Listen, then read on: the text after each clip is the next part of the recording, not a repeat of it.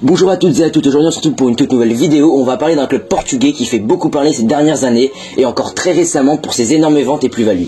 Il s'agit bien évidemment du Benfica, double vainqueur entre autres de la Ligue des Champions et actuel tenant du titre en Liga Portugal. Bref, pas besoin de plus vous parler de l'équipe, je pense que vous la connaissez tous. Donc dans cette vidéo on va tenter de comprendre quelles sont les techniques du club lisboète pour dénicher de tels talents chaque année et pour ensuite les vendre et parvenir à réaliser d'énormes plus-values. Mais juste avant que la vidéo commence et qu'on rentre dans le vif du sujet, je t'invite à t'abonner et à activer la cloche pour ne louper aucune vidéo et nous on est parti. Avant toute chose, je propose qu'on fasse un petit résumé des plus grosses ventes du club ces dernières années. Il y en a eu un paquet avec souvent de très grosses plus-values à la clé et parfois des prix peut-être injustifiés, mais ça on y reviendra plus tard dans la vidéo. Quand on parle de grosses ventes du Benfica, il y en a une récente qui nous vient directement à l'esprit avec Enzo Fernandez transféré pour 121 millions d'euros à Chelsea après seulement 6 petits mois passés au Benfica alors qu'il avait été acheté pour 44 millions d'euros du côté de River Plate.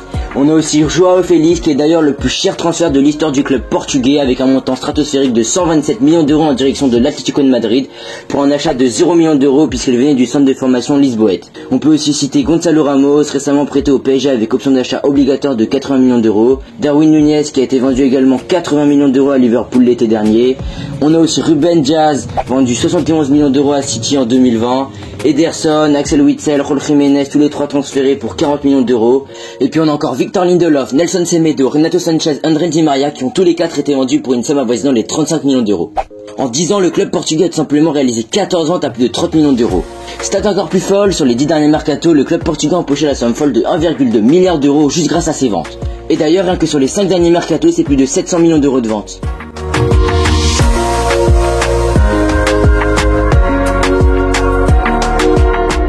Alors j'ai identifié 4 principales raisons qui expliquent selon moi ces ventes exorbitantes du club portugais. Premier point très intéressant à soulever, c'est évidemment la question de la formation et du prestige du Benfica. Cette formation va, comme son nom l'indique, former les plus grandes pépites du pays comme João Félix, Ruben Dias, Renato Sanchez ou encore Gonçalo Ramos. Mais cette formation va également être épaulée par la renommée du Benfica qui va leur permettre d'attirer des pépites d'un peu partout dans le monde que le club lisboète récupère très jeunes comme Enzo Fernandez, Darwin ou Ederson qui vont faire confiance au Benfica et à sa réputation pour leur faire passer un cap. Cela ne va évidemment pas sans dire que le Benfica effectue un travail de scouting très pertinent parce que les derniers champions du Portugal se trompent très rarement dans les profils qu'ils achètent et surtout ils arrivent à faire des plus-values complètement folles quand on voit par exemple que la direction a jeté son dévolu sur Darwin Núñez qui traînait à Almeria en seconde division espagnole à l'époque et qu'on voit ce qu'ils ont réussi à faire de lui, ça a de quoi impressionner. Et si cette formation permet au Benfica de se positionner sur les plus grosses pépites du pays, mais pas que, elle permet aussi de faire gonfler le prix du joueur, certes dans une moindre mesure, mais ça reste tout de même non négligeable. C'est-à-dire que quand tu achètes un joueur du Benfica, tu ne payes pas que le joueur, mais aussi la formation du club, qui a très peu d'égal en Europe et dans le monde. Deuxième élément qui explique en partie ces ventes complètement dingues, c'est le fait que le Benfica joue sur la hype des joueurs et ne cherche absolument pas à les garder à tout prix. Si on remarque bien, toutes les grosses ventes du club se sont faites sur des joueurs qui n'avaient qu'une seule saison aboutie, voire même une demi-saison, comme par exemple João Félix, qui au bout d'une très bonne demi-saison, où il crève totalement l'écran, est placé par le Benfica sur le marché des transferts, et donc en 6 mois tu passes d'un joueur qui est totalement inconnu au bataillon, à un joueur qui est décrit à l'époque comme générationnel, et t'arrives à en récupérer 127 millions. C'est la même chose pour Enzo Fernandez qui a été acheté à l'été 2022 en Argentine et qui après une demi-saison fantastique où il a fait bien plus que répondre aux attentes et une Coupe du Monde exceptionnelle, il n'est pas retenu de force, ce qui permet au Benfica d'encaisser 120 millions. Et je le disais, si c'est pas la demi-saison de l'éclosion, c'est maximum une saison complète. On a l'exemple avec Darwin, Gonçalo Ramos, Renato Sanchez et encore beaucoup d'autres. Donc ça c'est le deuxième gros point qui explique déjà en partie pourquoi Benfica vend aussi bien. Troisième grosse raison, c'est évidemment le profil des joueurs. On est sur des joueurs qui sont très jeunes et sur lesquels des gros clubs peuvent construire sur le long terme, ce qui les encourage à mettre le paquet pour s'attacher les services de la pépite que tout le monde s'arrache et sur laquelle tu vas construire tout ton projet sportif. Et qui dit profil dit aussi nationalité, et évidemment un Portugais, un Brésilien, un Argentin, un Uruguayen. Ce sont des pays qui sont très ciblés par les recruteurs des plus grands clubs européens, et ça contribue à faire gonfler le prix, là encore dans une moindre mesure, mais à force de petits détails, ce sont des dizaines et des dizaines de millions d'euros qu'on ajoute sur le prix des joueurs. Et enfin, le Benfica profite de la concurrence très féroce sur leur dossier pour voir le montant de transfert de leurs pépites augmenter petit à petit au fur et à mesure des offres qui sont proposées par les différents clubs, et au final ça s'apparente vraiment à une vente aux enchères, et c'est à celui qui va mettre sur la table l'offre que personne ne peut concurrencer, qui va rafler la mise, et là encore grâce à ce phénomène, le prix d'un joueur peut très vite grimper. Donc pour résumer, il y a 4 éléments qui expliquent globalement ces énormes ventes du Benfica. Déjà la formation qui va permettre au club lisboète de se procurer les plus grosses pépites du pays, mais pas que, et ensuite on appuie sur la renommée de cette formation pour faire grimper le prix. La politique du club joue également un rôle majeur dans ces grosses ventes, le fait de ne pas les garder et les vendre dès la saison de l'éclosion. Après, le profil des joueurs est évidemment un point essentiel, et la concurrence sur les dossiers joue également en faveur du Benfica. Et pourtant, beaucoup de joueurs du Benfica n'ont finalement pas confirmé le prix auquel ils ont été transférés, ce qui montre que le club lisboète a une faculté pour faire gonfler les prix.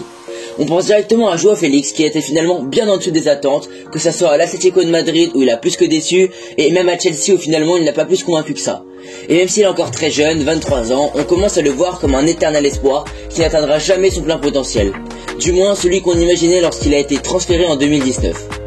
Après on a aussi Darwin Núñez, lui ce n'est pas tout à fait le même cas de figure puisque ça ne fait seulement qu'une saison qu'il est en première ligue, donc il ne faut pas être non plus trop sévère avec lui. Il est quand même un peu trop tôt pour dire qu'il ne valait pas son prix. Mais bon, si on prend vraiment son cas à l'instant présent, à l'heure où je vous parle, c'est sûr qu'il n'a pas du tout montré qu'il valait 80 millions d'euros. Mais bon, on peut encore espérer le voir rectifier ça cette saison, d'autant qu'il n'a que 24 ans. On a aussi Renato Sanchez dont la carrière a été et est toujours gâchée par les blessures. D'ailleurs, encore cette année avec le Paris Saint-Germain avec plus de 3 mois de compétition loupée. Il avait pourtant réussi à se relancer après son passage compliqué au Bayern Munich du côté du LOSC.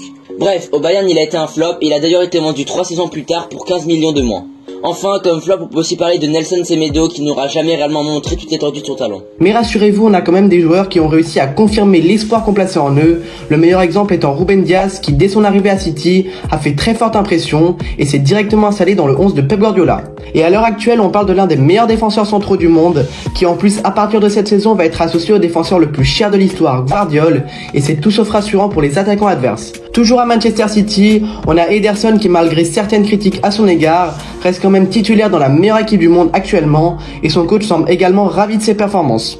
On peut aussi parler d'Enzo Fernandez qui continue à performer dans un Chelsea qui est toujours à la ramasse et ce week-end malgré le penalty raté, ça peut arriver à tout le monde, on a vu quand même un geste fort, c'est le brassard de capitaine qui lui a été donné après la sortie de Ben Chilwell à l'heure de jeu, ce qui montre la place qu'il a pris dans cet effectif, lui qui est arrivé en janvier dernier et en tout cas il confirme le caractère et l'audace qu'il avait démontré à la dernière Coupe du Monde où il s'est quand même vu attribuer le trophée de meilleur jeune de la compétition.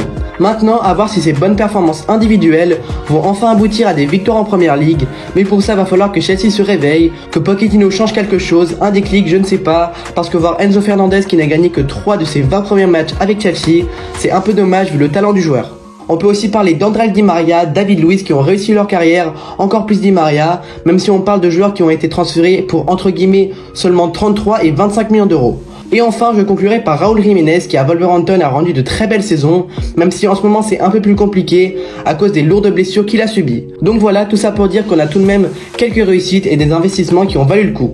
Voilà, c'est tout pour cette vidéo où on s'est penché sur plusieurs aspects très intéressants d'un club et dont on ne parle pas assez souvent alors que c'est pourtant le moteur d'un club qui est une entreprise à part entière et les questions de vente et de formation du côté du Benfica, elles méritaient vraiment qu'on y consacre quelques minutes. En tout cas, si la vidéo t'a plu, tu n'hésites surtout pas à la liker et tu peux aussi t'abonner et si tu veux, tu peux même activer la cloche, ça nous apporte un soutien considérable. Et sur ce, je vous dis à très vite pour une nouvelle vidéo. Ciao ciao.